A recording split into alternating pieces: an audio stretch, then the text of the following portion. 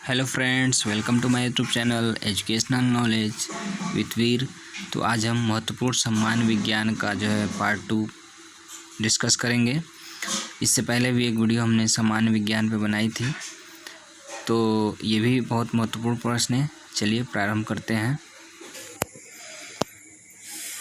देखिए, सबसे पहले आपका पहले नंबर पे क्वेश्चन है कि प्रकाश संश्लेषण अधिक होता है, यानी प्रकाश संश्लेषण में सबसे अधिक जो है किससे होता है, तो लाल रंग के प्रकाश में जो है सबसे अधिक जो है प्रकाश संश्लेषण होता है। अगला प्रश्न है कि आत्महत्या की थैली कहलाता है, तो आत्महत्या की थैली जो है यानी सुसाइड बैग जिसको बोलते हैं, लाइसोसोम्स को कहते हैं, ठीक है। अगला प्रश्न है कि द्रवित पेट्रोलियम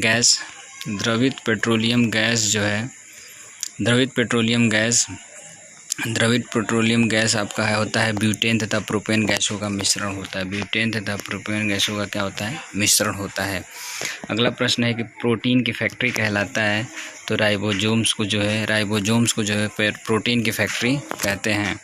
अगला प्रश्न है कि डीएनए और आरएनए, ये वाला प्रश्न देखिए, डीएनए और आरएनए जो है किसका होता है मिश्रण, मतलब न्यूक्लिक अम्ल होते हैं। जो डीएनए और आरएनए होते हैं वो क्या होते हैं, वो न्यूक्लिक अम्ल होते हैं।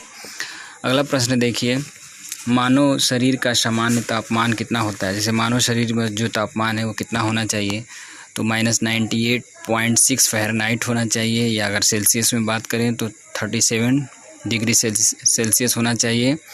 अगर केल्विन में बात करते हैं तो 310 केल्विन होना चाहिए। मतलब एक सामान्य मनुष्य का ताप जो है इतना होना चाहिए। अगर फ़ारेनहाइट में तो -98.6, अगर सेल्सियस की बात कर रहे हैं तो 37 डिग्री सेल्सियस, और केल्विन की बात कर रहे हैं तो 310 केल्विन। अगला है कि मनुष्य में लिंग निर्धारण होता है, यानी मनुष्य में जो है लिंग निर्धारण किससे होता है, तो ये पुरुषों के क्रोमोसोम से होता है, न कि स्त्री के। यानी पुरुषों के क्रोमोसोम से ही निर्धारण होगा कि मनुष्य का जो है लिंग कैसा होगा। अगला है कि शरीर में मांसपेशियों की संख्या है, कितनी होती हैं, तो लगभग 639 जो है मांसपेशियों की संख्या होती है, ठीक है। अगला है कि शरीर का सबसे कठोर तत्व कौन सा है, तो सबसे कठोर तत्व देखिए एनामिल होता है। सबसे कठोर तत्व जो है आपका क्या होता है, सबसे कठोर तत्व जो है क्या होता है, एनामिल होता है। देखिए आपका सबसे कठोर तत्व क्या होता है, एनामिल होता है। अगला प्रश्न है कि संसार का सबसे बड़ा पक्षी जो है तो ये तो सभी लोग जानते होंगे कि सबसे बड़ा पक्षी जो है शुतुरमुर्ग है, ठीक है। अगला प्रश्न है कि खोपड़ी में कुल अस्थियाँ कितनी होती है, तो खोपड़ी में कुल अस्थियाँ जो है 8 होती हैं, ठीक है। अगला है कि जीन के संश्लेषण से संबंधित व्यक्ति हैं, तो जीन संश्लेषण से संबंधित कौन से व्यक्ति हैं, तो हरगोविंद खुराना ने जो है जीन से संबंधित जो है अध्ययन किया था, इसके बारे में बताया था। कौन बताया था, हरगोविंद खुराना ने। संसार का सबसे छोटा पुष्प जो है उल्फिया है, इसका याद रखेंगे, बहुत मोस्ट इम्पॉर्टेंट है उल्फिया। संसार का सबसे छोटा पुष्प जो है क्या है आपका, उल्फिया है, ध्यान से देखिए उल्फिया, ठीक है बच्चों।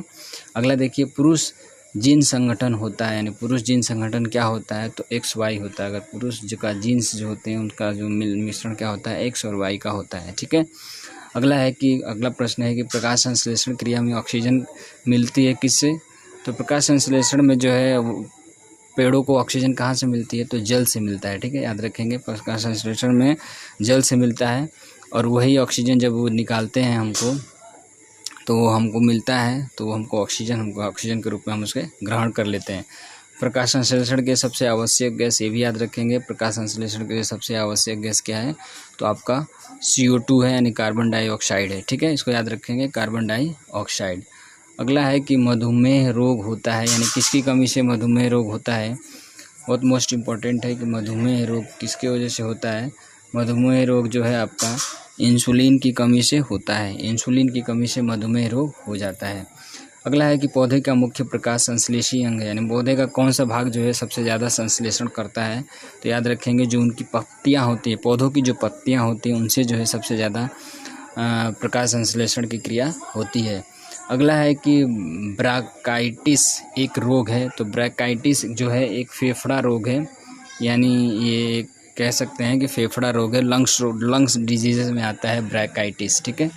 अगला है कि अगर एक लड़का अपने पिता से क्रोमोसोम्स पाता है तो उसका मतलब जो है कितने क्रोमोसोम से है उसका होगा, तो 22 + Y यानी उसके पिता का Y मिलकर ये क्रोमोसोम्स होगा। ठीक है। अगला है कि यूरिया अधिकतम मात्रा में पाई जाती है, यानी किस में पाई जाती है, तो ये आपके जो है टॉयलेट में जो है, जो आपका यूरिन होता है उसमें जो है सबसे ज़्यादा जो है आपकी जो है आपका यूरिया सबसे अधिक मात्रा में पाया जाता है, इसीलिए इसको यूरिन भी कहा जाता है टॉयलेट को। ठीक है। पेप्सिन एक उदाहरण है, यानी पेप्सिन का एक उदाहरण जो है याद रखेंगे एंजाइम होता है। पेप्सिन जो है का एक उदाहरण क्या होता है, एंजाइम होता है। अगला प्रश्न है कि दूध में यह विटामिन, कौन सा विटामिन जो है दूध में जो है विटामिन नहीं पाया जाता है, तो विटामिन सी जो है दूध में यह विटामिन नहीं पाया जाता है। ठीक है। टॉक्सिन क्या है, टॉक्सिन याद रखेंगे एक बहुत ही जहरीला पदार्थ है। टॉक्सिन जो है क्या है, बहुत ही जहरीला पदार्थ है। एंजाइम की रचना होती है, एंजाइम की रचना किससे होती है, याद रखेंगे अमीनो अम्ल से। किससे होती है एंजाइम की रचना, अमीनो अम्ल से। और पेप्सिन जो है एंजाइम का क्या है, एक उदाहरण है।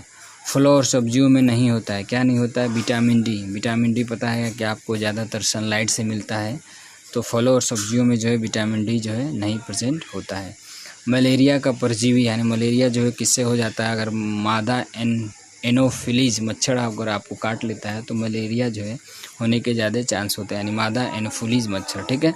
अगला है कि मानव मूत्र उत्सर्जित होता है तो विटामिन सी होता है ना, विटामिन सी होता है उसमें, जो जो उत्सर्जित मूत्र होता है उसमें कौन सा विटामिन पाया जाता है, विटामिन सी होता है।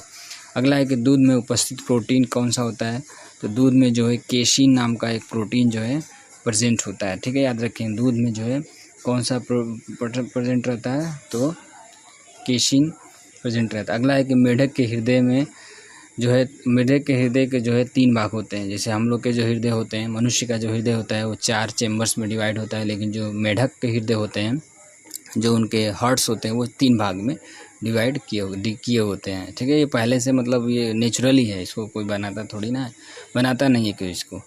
अगला प्रश्न देखिए बच्चों, मानव शरीर का सबसे महत्वपूर्ण ग्रंथि कौन है, तो याद रखेंगे पिट्यूटरी ग्रंथि जो है सबसे जो है महत्वपूर्ण ग्रंथि मानी जाती है एक मानव शरीर की।